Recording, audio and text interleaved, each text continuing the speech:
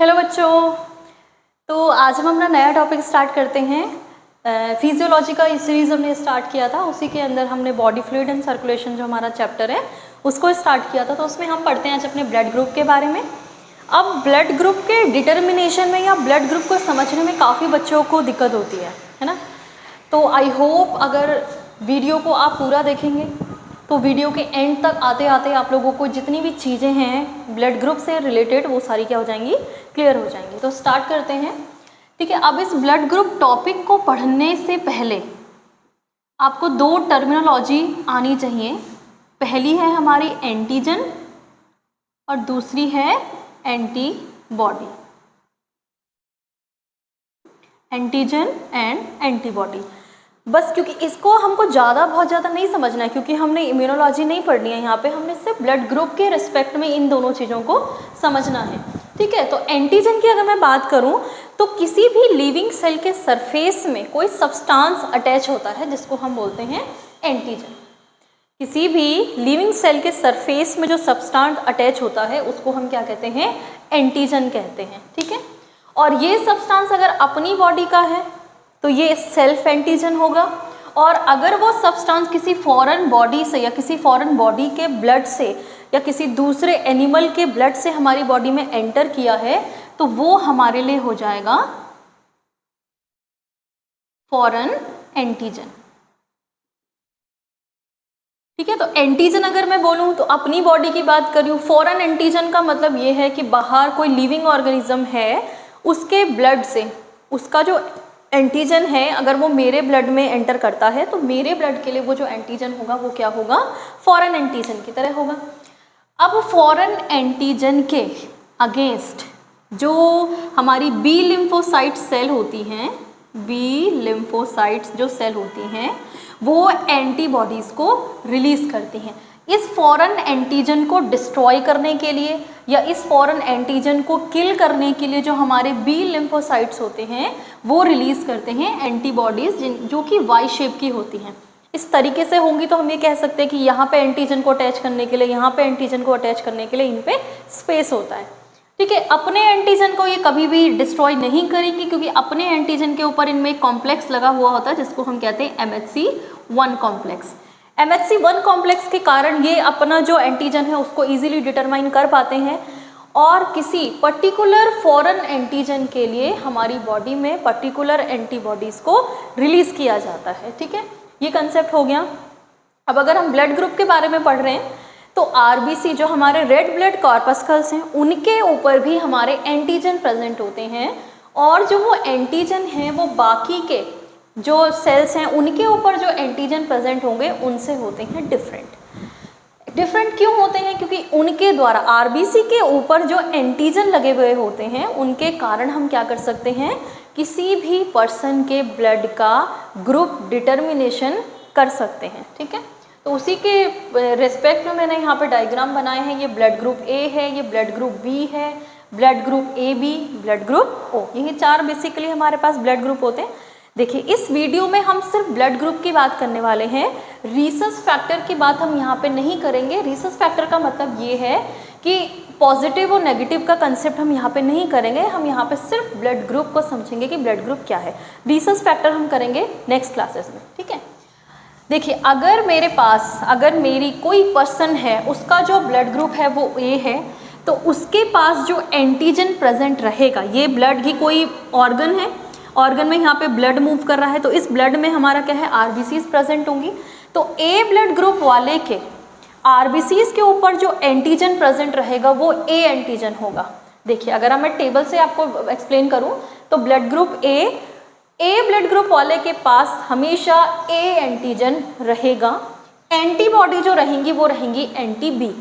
इसका मतलब ये है कि अगर किसी पर्सन का जो ब्लड ग्रुप है वो A है तो वो अपने टेरिटरी में सिर्फ A ब्लड ग्रुप को ही क्या करना चाहेगा, A एंटीजन को रखना प्रेफर करेगा, ठीक है। कोई भी अगर B एंटीजन वाला इसमें एंटर करता है तो एंटी-B उसको क्या कर देंगे, डिस्ट्रॉय कर देंगे, ठीक है। सेम एज अगर मैं बात करूं ब्लड ग्रुप B की तो ब्लड ग्रुप B में जो हमारे पास एंटीजन प्रेजेंट होता है वो B एंटीजन प्रेजेंट होगा, एंटीबॉडीज जो प्रेजेंट रहेंगी वो एंटी ए रहेंगी, सेम एज ए कि बी अपनी टेरिटरी में सिर्फ बी बी बी बी को ही देखना चाहेगा, अगर कोई भी ए अगर उसकी टेरिटरी में एंटर करता है तो ये उसको डिस्ट्रॉय कर देगा। ठीक है, ए बी में हमारे जो एंटीजन प्रेजेंट रहेंगे वो ए और बी दोनों ही एंटीजन प्रेजेंट होते हैं, और यहाँ पे हमको कोई भी एंटीबॉडी देखने को नहीं मिलती। अगर एंटीबॉडी ए होगी तो ये ए एंटीजन को क्या, अगर एंटीबॉडी एंटी ए होगी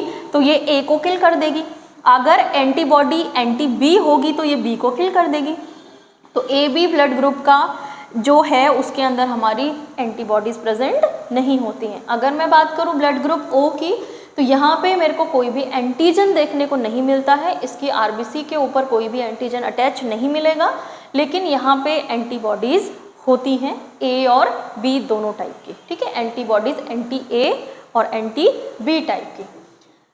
अब ये तो हो गया हमारे ब्लड के बाद कि कौन सी एंटीजन और कौन सी एंटीबॉडीज किसी भी ब्लड ग्रुप में प्रेजेंट होती हैं।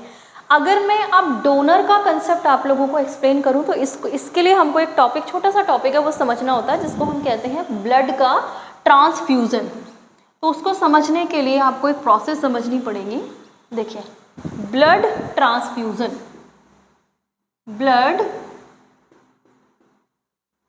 ट्रांसफ्यूज़न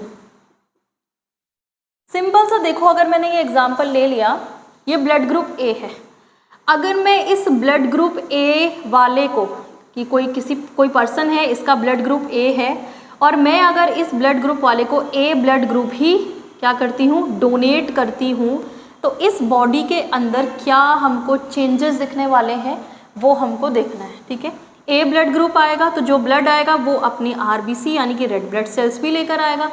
ए वाले के साथ क्या रहेंगे, हमेशा ऑलवेज एंटीजन ए प्रेजेंट रहेगा और एंटीबॉडी एंटी बी प्रेजेंट रहने वाली है। तो अगर एंटीजन ए मेरी बॉडी में ऑलरेडी प्रेजेंट है, रेसिपिएंट की बॉडी में क्या है, एंटीजन ए प्रेजेंट है ऑलरेडी, जो डोनर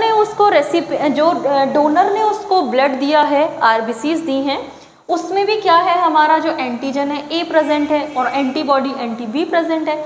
तो यहाँ पे जो एक टेरिटरी बन जाएगी, मतलब ए ए ए ए ए, तो यहाँ पे कोई भी जो एंटी बी है वो इस ए के अगेंस्ट में जा ही नहीं सकती, क्योंकि एंटी बी जो एंटीबॉडी है ये रिएक्ट किसके अगेंस्ट करने वाली है, सिर्फ बी के अगेंस्ट में। तो ए को हमको, ए ब्लड ग्रुप था उसको हमने ए ही दे दिया, तो ये जो कंडीशन थी हमारी ये हो गई सेटिस्फाई। ठीक है, तो ए ब्लड ग्रुप वाले को हम ए ब्लड ग्रुप क्या कर सकते हैं, डोनेट कर सकते हैं। अगर मैं बात करूं कि ब्लड ग्रुप बी की, तो ब्लड ग्रुप बी में अगर मैं ए ब्लड ग्रुप डोनेट करना चाहूँ, ये ए ब्लड ग्रुप है, अगर मैं इसको डोनेट करना चाहूँ तो देखिए फिर यहाँ पे हमको क्या रिस्पॉन्स देखने को मिलता है। ठीक है, ये जो डोनर का ब्लड है उसकी आरबीसी होंगी, ए ब्लड है तो उसमें जो एंटीजन प्रेजेंट होंगे वो क्या होंगे, ए एंटीजन। ये अपने साथ जो एंटीबॉडी लेकर आएगा वो क्या लेकर आएगा, एंटी बी एंटीबॉडीज।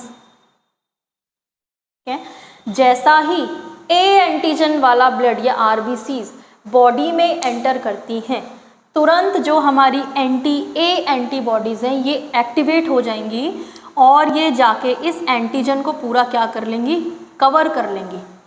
कवर कर लेंगी का मतलब हम ये कह सकते हैं कि ये पूरा यहाँ पे क्या बन जाएगा, आरबीसी का पूरा गुच्छा बन जाएगा, जिसको हम टेक्निकल टर्म में कह सकते हैं कि एग्लूटिनेशन हो जाएगा या क्लम्पिंग ऑफ ब्लड हो जाएगा। ठीक है, जब गुच्छा बन जाएगा पूरा आरबीसी का, तो ये ब्लड जो है जैसे ही ये ब्लड वेसल में फ्लो करेगा, ये वहाँ पे जो ब्लड है ना आरबीसी, ये फटती रहेंगी पूरी। तो ये ब्लड को इसमें अगर हम बी ब्लड ग्रुप वाले के अंदर अगर ए ब्लड ग्रुप डालेंगे तो वहाँ पे हमको कोई भी ऐसा रिस्पॉन्स देखने को नहीं मिलेगा, कि मतलब हमको पॉजिटिव रिस्पॉन्स देखने को नहीं मिलेगा, क्योंकि ये ब्लड सपोर्ट ही नहीं कर रहा है ए को। तो यहाँ पे हम कभी भी बी ब्लड ग्रुप वाले के अंदर ए नहीं डाल सकते, ए ब्लड ग्रुप वाले के अंदर हम कभी भी बी नहीं डाल सकते। अगर मैं यहाँ पे बात करूँगी कि ए बी ब्लड ग्रुप, तो ए बी ब्लड ग्रुप के अंदर अगर मैं ए ब्लड ग्रुप डालूँ, बी ब्लड ग्रुप का ब्लड डालूँ, या ओ ब्लड ग्रुप का ब्लड डालूँ, या ए बी ब्लड ग्रुप का ब्लड डालूँ, तो देखो ये सबको एक्सेप्ट कर लेगा, क्योंकि इसके पास एंटीजन तो है, ए बी एंटीजन तो है, लेकिन यहाँ पे कोई भी एंटीबॉडी प्रेजेंट नहीं है। अब एंटीजन जो एंटर करेंगे उसके अगेंस्ट में अगर कोई भी एंटीबॉडी रिस्पॉन्ड नहीं करती है तो ये तो इजीली एक्सेप्ट कर लेगा किसी भी ब्लड को, कोई भी इफेक्ट नहीं होगा, ठीक है। तो ये प्रोसेस क्या होगी, ये इजीली सबको डोनेट कर देगा। तो इजीली इसने क्या कर लिया, सबको डोनेट कर लिया।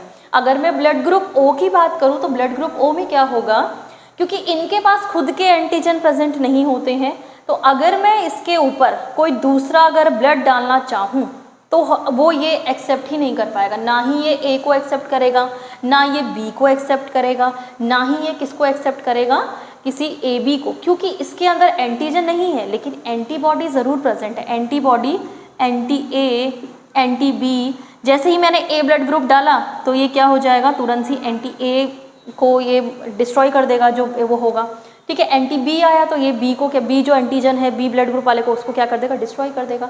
तो ये सिर्फ जो रिसीव करेगा ये सेम ब्लड ग्रुप वाले को ही रिसीव करेगा, यानी कि जो ओ है वो सिर्फ ओ ब्लड ग्रुप वाले का ही ब्लड क्या कर सकता है, रिसीव कर सकता है। तो इस टेबल को देखकर हम ये कह सकते हैं जो ए बी वाला ब्लड ग्रुप है ये होता है हमारा यूनिवर्सल रेसिपिएंट, यानी कि लेने वाला, यूनिवर्सल रेसिपिएंट।